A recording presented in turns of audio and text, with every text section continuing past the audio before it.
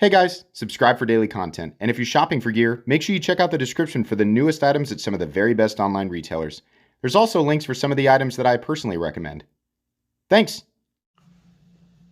What's going on YouTube? Metal Complex here, and today I've got another interesting knife review / knife overview to share with you guys. This is the Off Grid Knives Cleaver V2. Really cool. Definitely an aggressive folding cleaver. I'm going to link this guy right down below if you want to check it out. It is definitely available right now. It is entirely up to you if you want to use my link. But it does support the channel, so I would appreciate it. Thanks so much to my generous patrons who are supporting me right now. There's a link for Patreon down below. And please make sure to follow me on Instagram at metal_complex. Thank you to Off Grid Knives for sending this in for me to take a look at. Let's go ahead and measure this guy. Overall length of the Cleaver V2 coming in at a little bit over 7 inches. Is like 7 1/8. Blade length is about 3 1/8, and your cutting edge is about 2.6. You'll get mad when I mix those types of measurements up. You know what I'm trying to say. Let's do a few size comparisons. No reason to do too many. Up against the Ontario Rat Model 1 and the Ontario Rat Model 2. So you can see here it's definitely close to the size of the Rat 2. It's just got a lot more presence. How about, let's throw the Spyderco Para 3 in there. A little bit shorter than the Para 3. And last but not least, the Benchmade Bug Out, which is also a bigger knife. Just not, you know, this has got more body. It's just shorter. Let's go ahead and put it up against the Spyderco Para 3. Thickness, it's about the same, slightly thicker. Length and height up against the PM2 and Para 3. Does it bother you guys when the lines and the background go sideways? I just noticed that. Length and height up against the PM2 and Para 3. It actually is pretty tall. In some places, it's actually taller than both, right? This area down here. So this is going to be kind of a short, fat little object to carry. It's not crazy. It's just, it might give you a less than ideal experience if you've been used to the PM2 or Para 3. What are we looking at for materials? We are looking at milled out steel liners, G10, and a D2 blade. Wow, we have a lot of those. This is more of that. I'm going to guess this weighs probably 4.5 ounces. I don't know why I feel like it weighs so much. Yeah, wow, almost right. That almost never happens. 4.5 ounces. So, ratios, people, you're going to be disappointed. If you're like me and you're not super concerned with the ratios, this is a 4.5 ounce object. If you don't carry a lot of stuff on your person, it probably won't be that big of a deal. If you do, or you wear super tight pants, or, you know, thin material pants, or no pants at all, this might not be a thing you want to carry, right? Especially if you wear no pants. Let's go ahead and do a hardware check. Get out my tools as per usual. My tools are very inexpensive and very recommendable. You can find them right down in the section of the description that talks about my tools. The pivot is a T8, and I'm going to guess, yeah, the hardware is also a T8. So that's great. Got a lot of pocket clip screws, and they are T6, but that's okay. No big deal.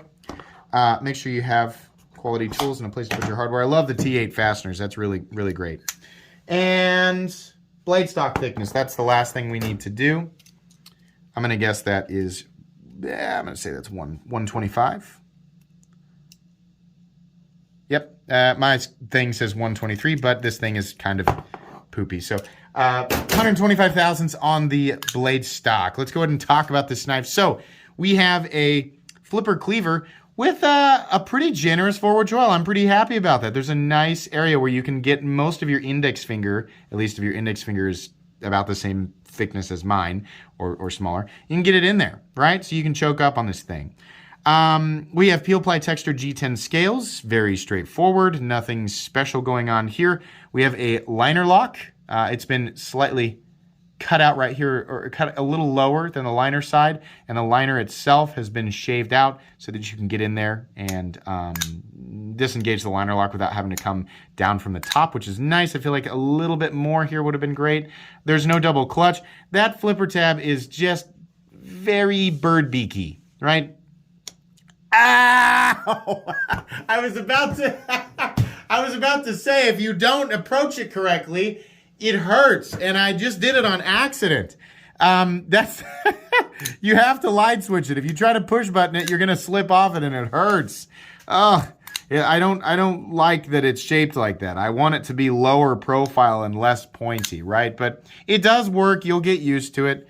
Ergonomically, like this, I mean, it's okay. My pinky wants to kind of fall off the end here, but you can kind of squeeze it in there. It's most comfortable when you're choking up. That pocket clip is pretty good. It does the thing where it comes down and kind of swoops, and it's a continuous ramp at the top, so that's pretty good. It could have been a little bit shorter, but all in all, it's a really good clip, so I don't really have a problem with it. Jimping on the spine, extending out to a useful part of the blade, so that's good. Cleaver style blades, what's the advantage? I don't know. They have a tip. They're a little bit stronger than drop point blades that are like this because there's more material out at the edge. They're great for your draw cuts, right? Kitchen stuff, I don't know. Not really, because if you try to lay this down flat, it's not until we get out to about here that the blade is contacting a flat surface, right? Most people buy folding cleavers because they like how they look. So yeah, this one, it does drop down to a pretty darn thin cutting edge. There's a lot of room for it to taper. Wow, it really does get thin down there at the edge. So if you do more slicing tasks and more draw cutty type tasks day to day than pokey and stabby tasks, right? Which I would venture to guess most of us, right? Stuff like that. Then this might be advantageous. The problem is that it really does create for a tall, carry profile. So if you don't carry anything else in your pocket other than your knife, then who cares, right? It's only if you're carrying other stuff or if you have teeny tiny pockets or no pockets, right? So yeah, consider that before you by default complain. D2, that's a great steal in the budget territory. We're going to talk about the price on this guy. Fit and finish looks really good. I believe the OEM for these guys is Bestech, but I could be wrong about that. It's hard keeping all of this information straight in my head. We have a cutout here so that the pocket clip can be mounted for right or left hand carry, and despite the fact that this is a right-handed liner lock, it is extremely easy to manipulate with your left hand, so that's fine. We have the lipped liners or full liners, the G10, then we have a G10 backspacer, same thing on the other side. The pocket clip, like I said, nice and deep, it's a good clip. This side is much the same as the front. Liner lock is locking up at, I don't know if you guys can see it, 50%, something like that. No blade play at all. Up, down, left, or right. Is there pivot lash? Nope, it's just me moving it like this. There's no pivot lash in the detent. Nice and snappy. And we have very, very close to perfect centering. I wonder if I can't just crank on that just a little bit and get it to center up. Let's give it a shot. Because that's, when people get their knives, they're like, it's not centered. I gotta send it back. Sometimes you just need to give it just a slight turn. Watch, I say that, and then I won't be able to get it centered. Let's see here. How are we now? Well, it's pretty close. And the action's still about the same. Well, let's do this. Let's do my centering trick. If you guys don't know, here, you can do it along with me. Loosen up the body screws. That's step one, all right? Just loosen them up just a bit. Get them loose so they're no longer affecting, how everything's being held together. Then we loosen up the pivots, right? Now what you want to do is you want to take a piece of paper that's folded up. We're going to use this because it's convenient. It's right here today. So I want the blade to go that way, right? So what we're going to do is we're going to take this piece of paper and we're going to squish it in there and force it to hold the blade over to that side, right? Now we're going to crank the pivot all the way down to the point where it's so tight that the action would actually not be good. Don't worry, we're going to loosen it, right?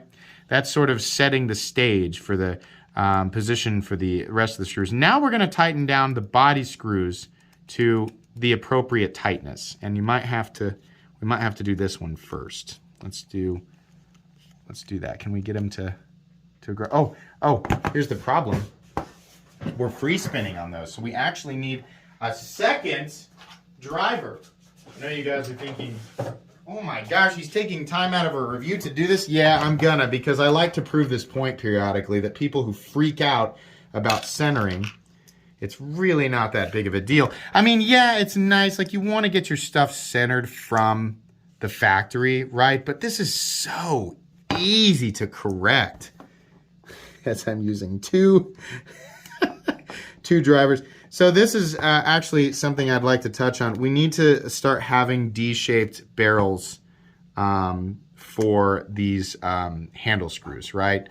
So that, because the thing is that most people are just going to buy one driver. I've actually got 3 or 4 drivers and different bit sets. Yeah, and for some knives you are going to need 2 drivers. It's just one of those things. But it would be nice to have D-shape. Now, when everything's snug and you don't have a piece of paper wedged in there, I would venture to guess that the tension or the friction of the scales alone will be enough to get those things to turn. Okay, so now that we've got everything tightened down, we want to pull this piece of paper out. Now look, it's off center to the left. Oh no, he didn't do it right. Nope, actually we did it exactly right. Because now as you untighten this, you can get the action back to a reasonable action, right? But the blade will be centered. Yeah. So if you're one of those people who freaks out about, oh, look at that. Oh, I actually improved it because I'm so good at this. Yeah, if you're one of those people who freaks out about centering, I get it, but don't. It's really, really easy to correct centering. How's the... Oh, yeah. Oh, gosh. Oh, that's the way that it needed to be. All right. I have a video on how to center your knife, and for whatever reason, I made that like a 20-minute video. I honestly need to create a new tutorial that's like, 5 to 7 minutes long, because I just went way overboard with the length on that. But if you were wondering, that's how you center a blade. It's real easy to do. That trick will work on almost anything. But some knives, depending on how they are constructed, it won't work. But in this case, yeah, it absolutely did work, and it improved the action. So anyways, this is well made. It's what I would expect from, a knife like this with these materials from Bestech, right? Here's the problem. This is a $75 knife. It's not really bringing anything to the table that we don't see for $50 or less, right? This has $40 to $50 knife written all over it. And while sometimes, in fact, most of the time, Off Grid, when they're charging, $60, $70, $80 for a knife, they bring something a little extra to the table. The problem is that this is a good knife. It's well made. It's just a bit high. When we have knives like the Civivi Cogent bringing, it's G10 and steel liners. It's a button lock.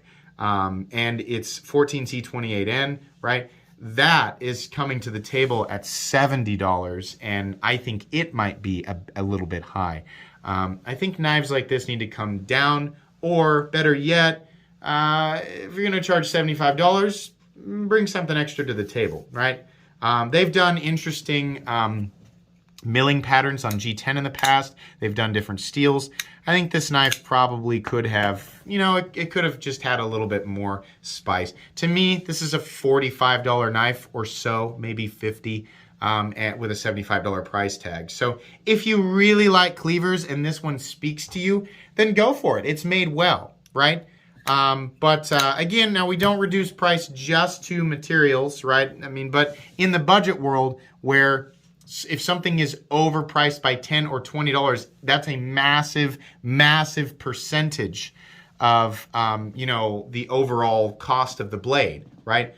Materials in this price range have much more to do with the percentage of overall cost than they do in a much, much more expensive knife. So it's easier to critique things like maybe the steel should be something a little bit different, right? I mean, D2 is a good steel, might be a better choice for some people, but it might be nice to have something a little bit more flashy, a little bit more extra, right? So those are my thoughts. This is a good knife. It's just not a $75 knife.